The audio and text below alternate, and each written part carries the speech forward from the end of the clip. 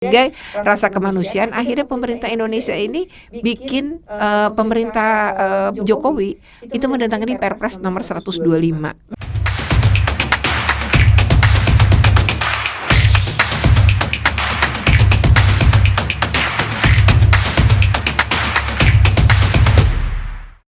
Adalah saya itu terkesan adalah ketika anak-anak pengungsi luar negeri. Jadi anak-anak pengungsi luar negeri ini adalah namanya anak pengungsi, status pengungsi. Dia datang ke satu negara berkonflik, misalnya di Syria, Afghanistan gitu. Nah, mereka datang ke sini itu kadang-kadang menjual semua barang, rumah untuk lari dari negaranya, menyelamatkan diri. Pada saat itu bisa jadi mereka itu nggak bawa dokumen-dokumen yang diperlukan untuk sekolah sebenarnya. Akte gitu ya Bu ya? Ya, akte kelahiran, rapot, ijazah. Misalnya anaknya udah lulus SMP, ijazahnya nggak kebawa. Anaknya lulus SD, nggak kebawa ijazahnya. Atau mungkin juga memang ya hilang dalam konflik itu. Nah, ketika kemudian yang penting bagi mereka kan selamat. Nah, mereka kemudian naik kapal berbulan-bulan dan terdampar di negara kita. Tapi karena negara kita ini bukan negara yang menandatangani konvensi pengungsi, maka kita nggak bisa kan mereka dijadikan warga negara kita, ya mendapatkan suaka politik itu nggak bisa. Nah, berarti harus ke negara-negara yang menandatangani konvensi pengungsi. Misalnya kalau di dekat kita tuh Australia. Kadang mereka tujuannya sebenarnya ke Australia bukan ke Indonesia. Tapi terdampar di Indonesia. Iya. Nah, pada saat itu kan serasa kemanusiaan ya, catatan sebagai rasa kemanusiaan, akhirnya pemerintah Indonesia ini bikin pemerintah Jokowi itu mendatangani Perpres nomor 125 tahun 2016 tentang penanganan pengungsi luar negeri. Nah, saya masuk dalam Satgas. Nah, kebetulan tugas saya ini sebagai Satgas adalah pemenuhan hak atas pendidikan.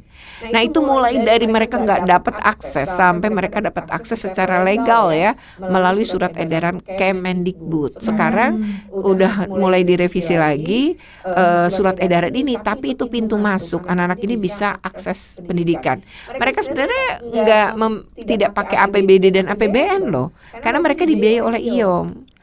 Dan sebenarnya anak-anak ini pun asalkan boleh masuk aja ke sekolah swasta nggak kenapa-napa juga gitu, bayar nggak apa-apa gitu. Nah, tapi aksesnya tadi sekarang akses sudah mulai dibuka. Bagi saya itu luar biasa. Bayangkan kalau kita jadi mereka ya di negara yang berkonflik, yang nggak bisa, kalau kita nggak lari kita mungkin mati. Lalu belum dapat negara.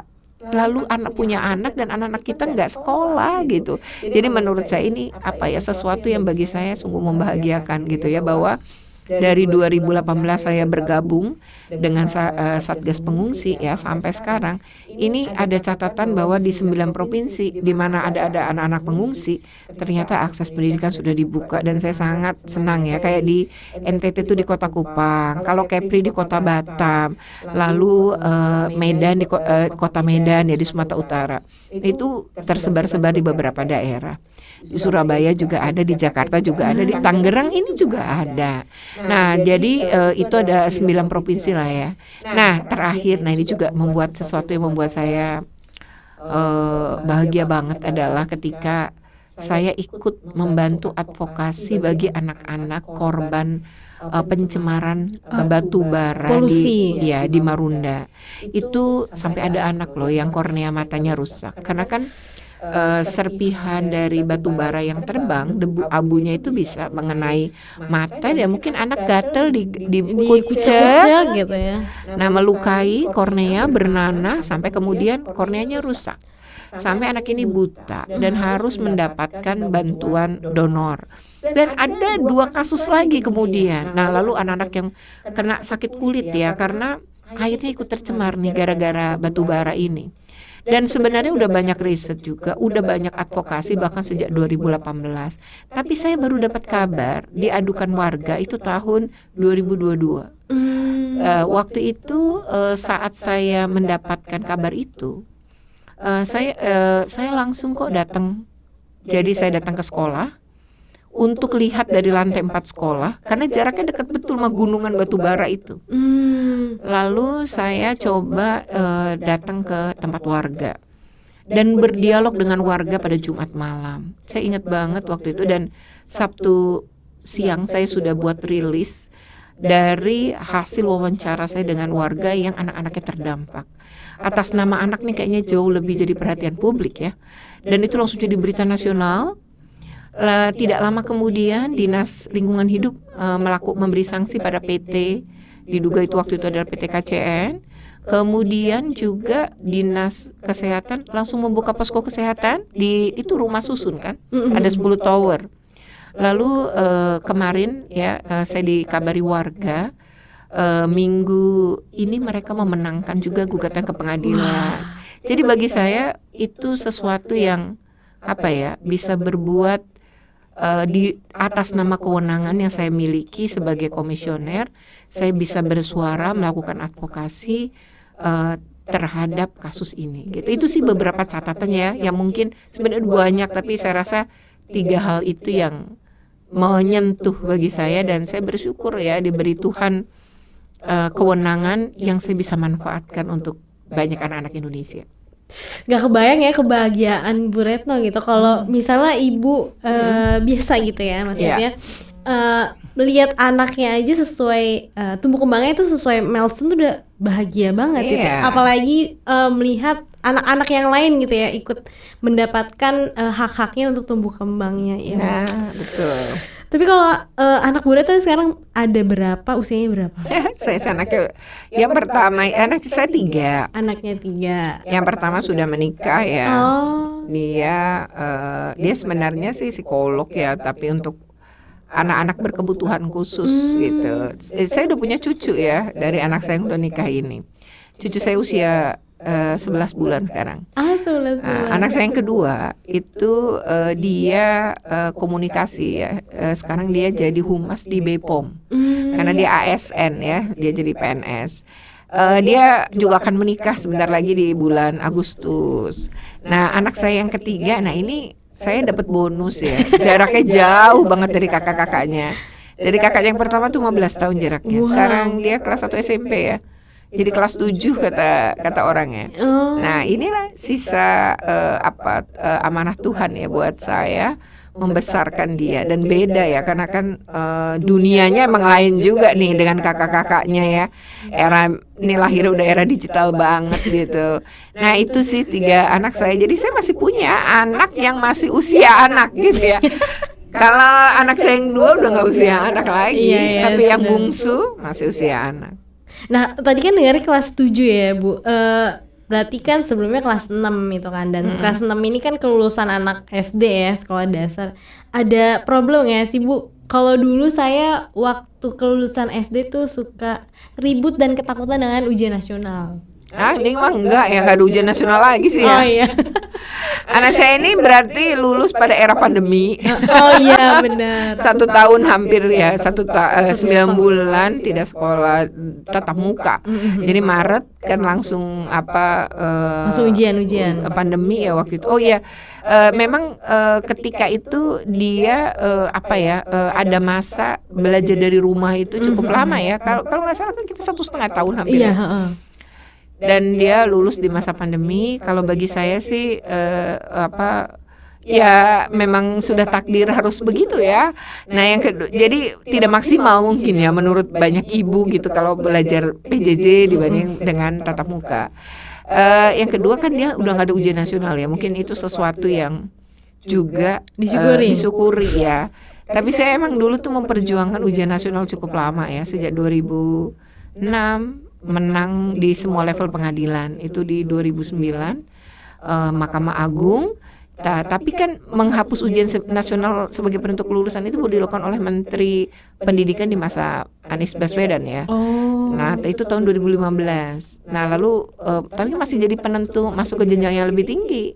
Misalnya dari SD ke SMP, SMP ke SMA. Tapi kemudian pada tahun masanya Pak Muhadjir ya, Muhadjir Effendi itu tidak lagi jadi penentu masuk ke jenjang yang lebih tinggi juga ujian.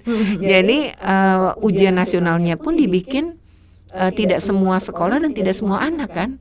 Jadi namanya asesmen nasional. Oh. Nah, itu jadi ngukur kemampuan sekolah, dan artinya dan daerah bukan menguji anak-anak untuk menentukan dia lulus apa enggak gitu. Dan menurut saya ini sudah kebijakannya sangat adil ya. Jadi anak saya yang bungsu ini tidak merasakan ujian nasional menjadi penentu kelulusan dia. Jadi penentu kelulusan. Terus saya ngelihat kemampuan anak itu dari mana gitu ya. Kalau misalnya ujian nasional itu bisa dilihat gitu kan, terukur gitu, ada angkanya. Ya sebenarnya ujian sekolah kan penggantinya. Ujian sekolah kan juga ada angkanya dan terukur. Dan tiap sekolah kan beda-beda ya kemampuan setiap anak, nggak bisa dinasionalin gitu juga gitu ya. Ada sekolah yang mungkin nggak ada gurunya, misalnya di pelosok-pelosok, kan nggak mungkin sama dengan anak-anak di kota-kota yang gurunya selalu lengkap gitu ya. Terus fasilitasnya lengkap, di sana enggak gitu. Jadi memang nggak bisa disamakan. Dan itu satu lagi, kemampuan akademik itu kan anak yang tidak punya kemampuan akademik atau tidak maksimal di kemampuan akademik kecerdasannya kan bukan berarti anak bodoh kan. Jadi kan menurut Gardner sendiri, Gardner kan dalam bukunya, ini kan orang ahli ya, dia kan menyatakan bahwa ada 9 kecerdasan. Jadi anak itu kalau dia jago bicara, dia berarti punya kecerdasan verbal. Misalnya bisa jadi presenter, bisa jadi banyak lah. Kemudian nggak semua orang bisa loh. Terus ada yang kecerdasannya itu dia itu punya kemampuan bernyanyi ya, vokal yang bagus. Itu kan juga kecerdasan. Ada yang jago nari, ada yang jago olahraga. Jadi nggak semua anak kita samakan bisa jago akademik kan. Tapi bahwa ada anak jago akademik iya gitu. Nah jadi kalau semua potensi anak bisa dikembangkan, ya itu namanya mendidik.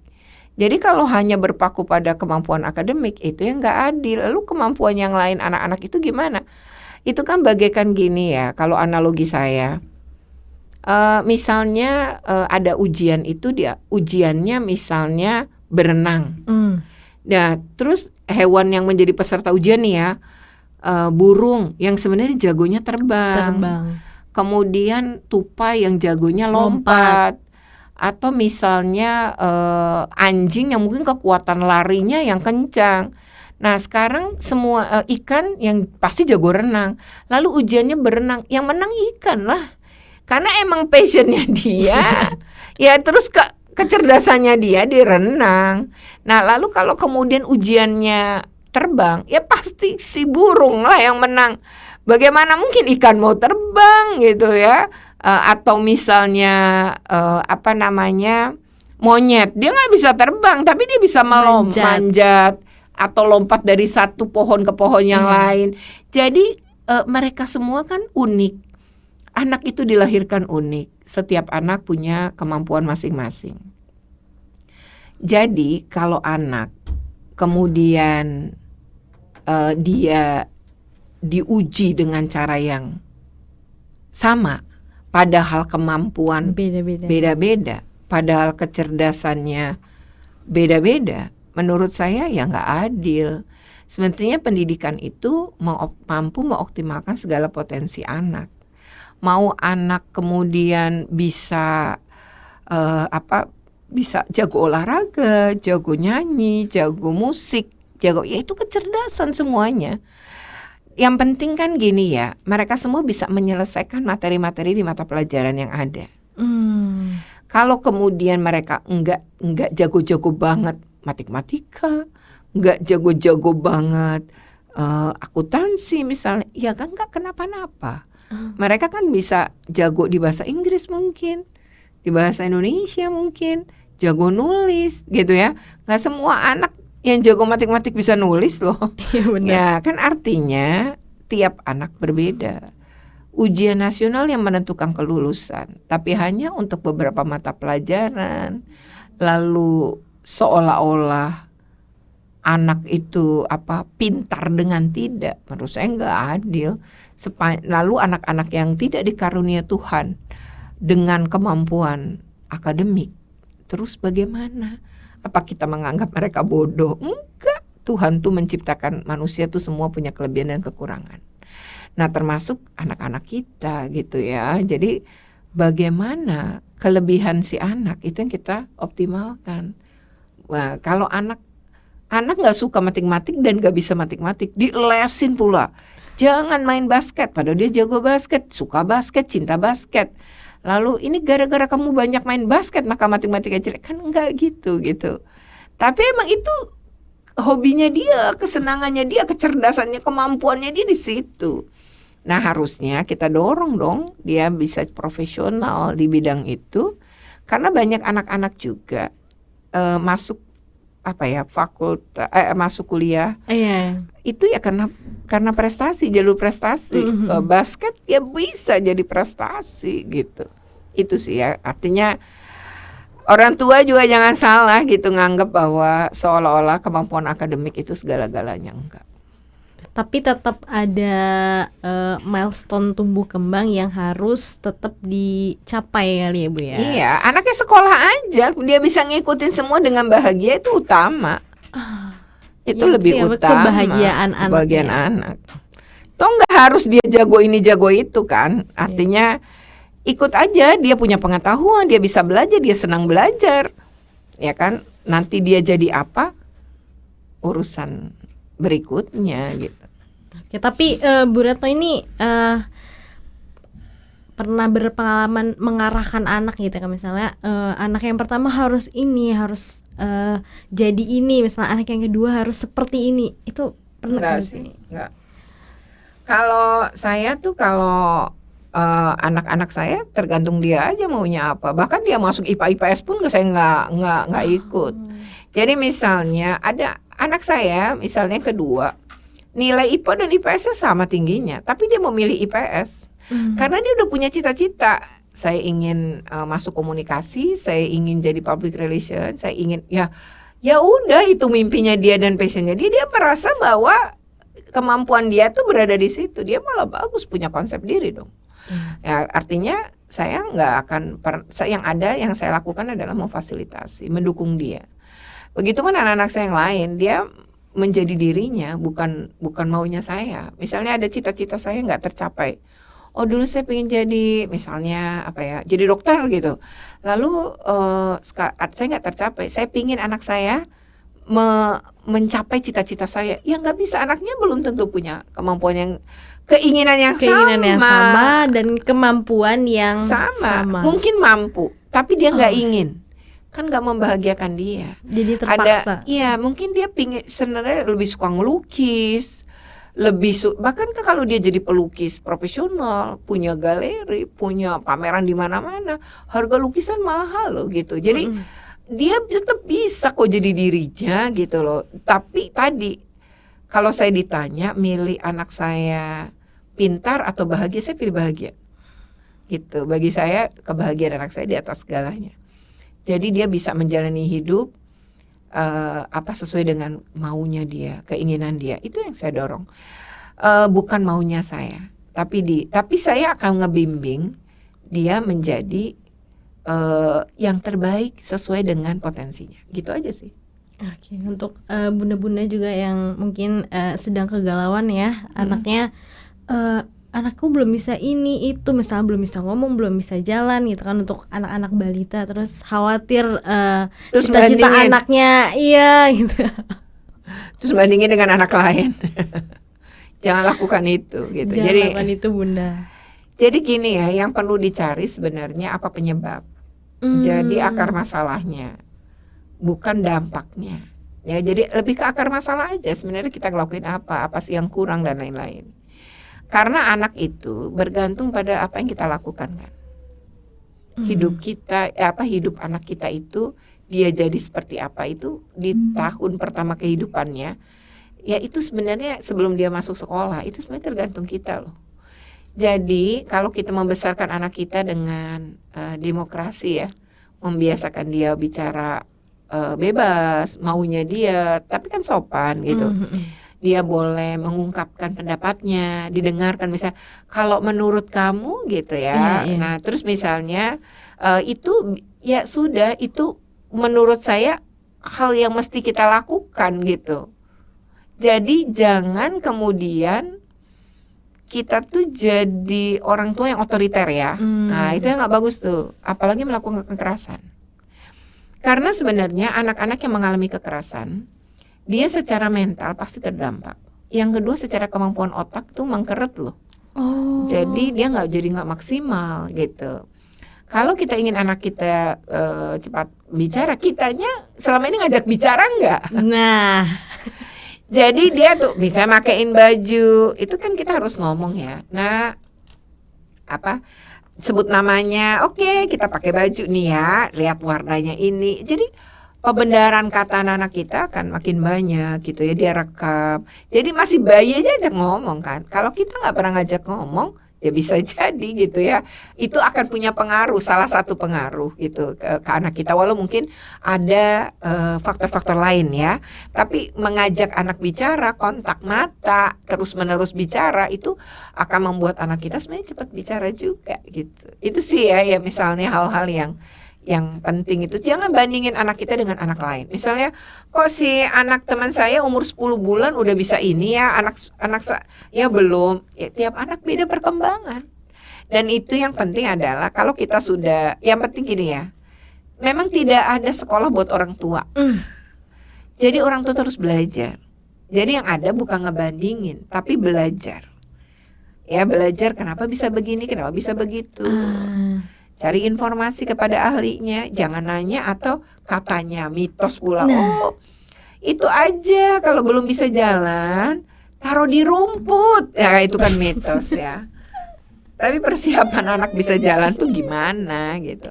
Itu ya misalnya ya, jadi termasuk mengenali anak dengan tumbuh kembang pada usia yang berbeda. Anak mau masuk sekolah beda, anak mau masuk sekolah SD sama waktu TK, waktu SMP kan beda. Jadi anak usia 13-15 ini anak kok suka ngelawan ya sekarang. Beda banget waktu. Emang usianya. Iya. Itu masanya. Baca aja di dalam tumbuh kembang anak. Secara psikologi pada usia itu gimana perubahannya gitu loh. Jadi kita nggak bisa bilang ya, nggak bisa apa ya, langsung menilai ya, atau menjudge ya kali ya. Menjudge. Ya anak kita begini, anak kita jangan gitu. Atau membandingkan dengan saudaranya. Dulu kakakmu, nah itu jangan, itu nyakitin. Itu sakit banget. Membanding-bandingkan tuh jangan lakukan. Atau bilang gini, dulu mama. Beda zaman bunda gitu ya Bu ya. Jangan lakukan itu. Atau anaknya teman mama, jangan. Jangan pernah membandingkan. Kita aja nggak suka dibandingin. Anaknya sama. Benar. Nah kalau kita sering melakukan kekerasan, anak kita tuh mungkin gak berani ngelawan sama kita, tapi dia akan berani di luar. Di luar, misalnya di sekolah, dia bully anak lain yang lebih lemah. Itu yang kemudian terjadi. Dan anak-anak yang kemudian menjadi pembuli itu biasanya memang dia mengalami kekerasan di rumah. Dia kan nggak bisa lah ngelawan apa. Ketika dia mendapatkan itu dia melawan tuh nggak bisa. Nah sebagai pelampiasnya dia lakukan di luar. Makanya ini anaknya, kok anaknya tukang mukul ini itu. Malah kemudian di rumah makin dipukul, nggak berubah. Yang ada harus, kalau kita juga adalah korban kekerasan masa lalu gitu dengan orang tua kita, ya berobat aja. Kitanya dulu yang berobat. Iya, kalau kitanya sehat mental, anak kita akan sehat. Prinsipnya gini ya. Orang yang bahagia akan memperlakukan orang lain dengan baik. Orang yang tidak bahagia biasanya memperlakukan orang lain dengan buruk. Jadi kalau kita tuh sehat secara mental dan bahagia, kita akan memperlakukan anak kita dengan baik. Percaya deh, coba aja lihat.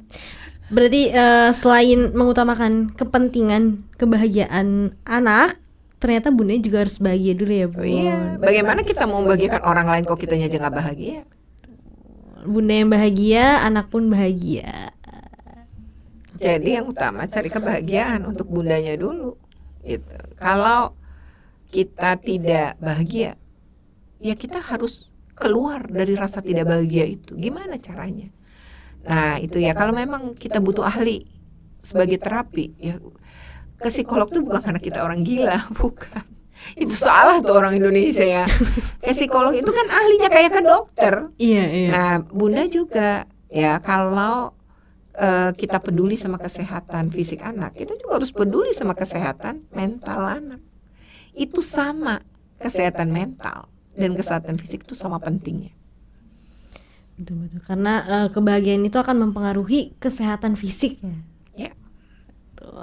Nah, masalah tadi nih, Bu, karena ternyata kok dia gedenya kayak gini, dulu nggak kayak gini, itu kan ternyata